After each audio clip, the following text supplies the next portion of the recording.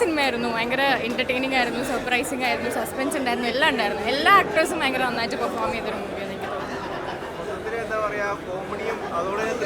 അതെ പറഞ്ഞ കോമഡി ഉണ്ട്, സസ്പെൻസ് ഉണ്ട്, എക്സൈറ്റ്മെൻറ്റ് ഉണ്ട്, എല്ലാം ഉണ്ട്. You should definitely come and see it.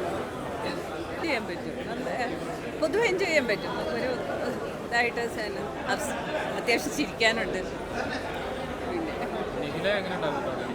Nikhila നന്നായിരുന്നു. എല്ലാത്തരം ബ്രൈഡായിട്ടും അവർക്ക് എല്ലാ വേഷവും ചേരും എന്നുള്ളത് ശരിക്കും നമുക്ക് മനസ്സിലാക്കുന്നതാണ്.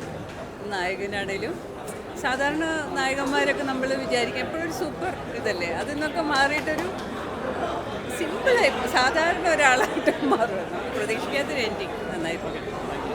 എന്തായാലും ഫാമിലി ആയിട്ട് വന്നിട്ട് കാണാം. എന്തായാലും ഭയങ്കര ഇഷ്ടമായി. നല്ല കോമഡി മൂവിയാണ്. അല്ല ഞാൻ ഒട്ടും എക്സ്പെക്ട് ചെയ്തല്ല. എല്ലാവരും വന്ന് കാണണം. സസ്പെൻസ് ഉണ്ട്.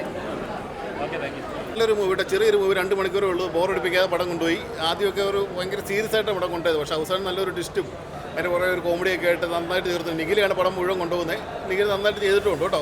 നല്ല രസമായിട്ടുണ്ട്. പിന്നെ അജു വർഗീസ് നല്ല റോള്. നമ്മുടെ പിഷാരടിയും നല്ല വർക്ക് ചെയ്തിട്ടുണ്ട്. നല്ലൊരു ഫീൽ ഗുഡ് മൂവി. അതെന്ന് വെച്ചാൽ ബോറൊന്നും ഇല്ലാതെ 2 മണിക്കൂർ കൊണ്ട് പഠിപ്പിക്കാതെ പടം തീർത്തു. എല്ലാം നന്നായിട്ട് ചെയ്തിട്ടുണ്ട് കേട്ടോ. ഞാൻ ആദ്യമൊക്കെ എനിക്ക് ഭയങ്കര സീരിയസ് ആയിട്ട് പടം പോയിരുന്നു. ഇച്ചിരി ബോറൊക്കെ ആയിട്ട് തോന്നിയിരുന്നു. പക്ഷേ അവസാനത്തെ ഒരു ഡിസ്റ്റോടുകൂടി പടം നന്നായിട്ട് ചെയ്തിട്ടുണ്ട്. അൽത്താഫൊക്കെ നന്നായിട്ടുണ്ട് കേട്ടോ. നല്ലൊരു പടം.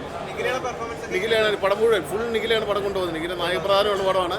നിഖിലാണ് പടം മുഴുവൻ കൊണ്ടുപോകുന്നത്. കുഴപ്പമില്ല, ബോറടിയൊന്നുമില്ല. നന്നായിട്ട് ചെയ്യാൻ പറ്റിയൊരു സിനിമ കേട്ടോ. കുഴപ്പമില്ല.